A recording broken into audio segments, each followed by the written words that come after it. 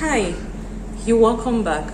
I hope you're having a good day. I hope you're keeping mentally fit. So today, briefly, I'm going to talk about ways to support people living with HIV.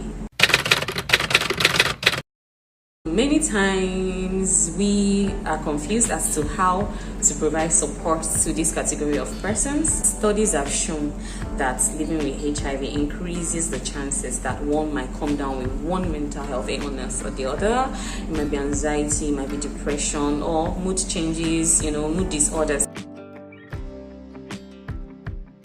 At the point of diagnosis, an array of emotions, there could be an outburst, a lot of feelings come all at once. You feel overwhelmed, you feel guilty, you feel sometimes betrayed. Depends on the circumstances, there can be a lot of feelings. So from the point of diagnosis to, as long as the care continues to be, it's important that we provide as much support as we can. So why do people living with HIV need mental health support? It's because of the various factors, various issues that can come up as a result of living with HIV.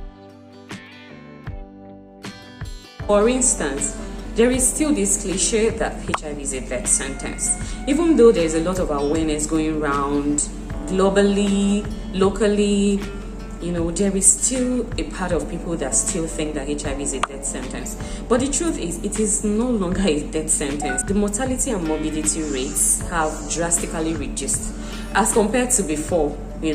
When people used to die upon diagnosis, people used to come into the clinics or testing centers in very bad shape. But these days, because of the reiteration of the importance of getting tested, a lot of people get tested, because maybe they are visiting their clinics, their GPs, and they are informed or they are convinced to get tested because of the benefits of getting tested, knowing your status and starting treatment early enough. So there is a tendency that if you start treatment early enough, you're adherent to your medications, nobody is going to know. Unlike before that, people come down with a lot of skin issues that make it very obvious that you're HIV positive. So these days, as long as you're on lifelong therapy, there is a way to manage you for life and you're not going to come down with any complications. It is no longer a death sentence. So reassure people around you who are living with HIV and let them know that even though they are supposed to be on lifelong therapy, there is no cure at the moment. There is no cure for HIV, but you can live a normal life. You can live just as every other person. You can achieve your dreams. You can attain your life goals. Consider a situation where you have to pop pills every day of your life. Sometimes you pop more than one pill depending on the line of treatment that you're in. In some instances, you have to take more than 3 pills, especially if you have comorbidities such as HIV and TB, HIV and cryptococcal meningitis, HIV and some other illnesses. As the pill burdens increase, the likelihood that pill fatigue will set in can also increase. Pill fatigue is a point where people feel they are tired of taking the drugs. So as with many chronic ailments like diabetes mellitus, like hypertension, like asthma, you can have pill fatigue where people feel they don't want to keep taking the drugs. They just don't understand why they should be subjected to so much stress simply because they're HIV positive. When you talk to people, let them understand that that lifelong therapy is not easy, but it is necessary, and so it's important that you encourage them. The third reason is stigma. The thing with stigma is people just think that it is this category of persons that are positive. It is this category of persons that get infected with the virus, and so they look down on people living with HIV as people who are careless or who who don't care about their health. And the societal label is a lot to deal with, and it means that people living with HIV will tend to hide their status. And when you hide your status, you might not be in a hurry to get help from people who can help you. Stigma actually has a lot to do with the mental breakdown.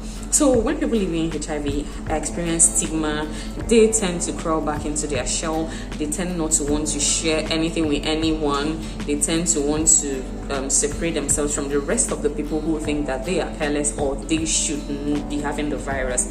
You know, there are people who think you deserve what you got, your lifestyle made it happen, and you should come nowhere around me. And you know, so it is actually a lot to deal with. Stigma is a lot to deal with. Stigma doesn't just happen in HIV, it happens in many other ailments. It even gets down to the time you use. Instead of catching the virus, you can use, you know, being diagnosed with HIV, or you can use being infected with the virus, you know. So there are some words that actually go along with to make derogatory statements. The words actually sound insulting, and you know, we should be mindful of those words.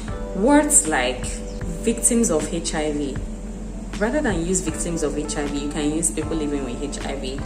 Unprotected sex, you can use sex without a condom or sex without a barrier.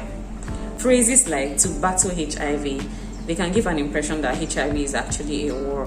So you can use to respond to HIV. We should be very sensitive with a lot of things that we do, including our social media engagement. We should be able to use awareness and strategies that are awareness related to reduce stigma.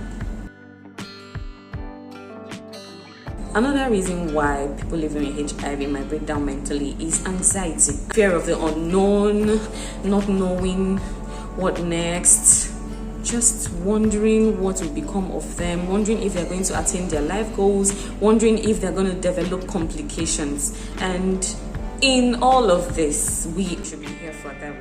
The ways you can handle anxiety is reassure them. Let them know that you can try to imagine what they are going through, and so let them have the options. You can link them up with a professional such as a psychiatrist, a psychologist, a therapist. You can link them up to HIV support groups or mental health support groups. People living with HIV need mental health support. They are not different from every other person.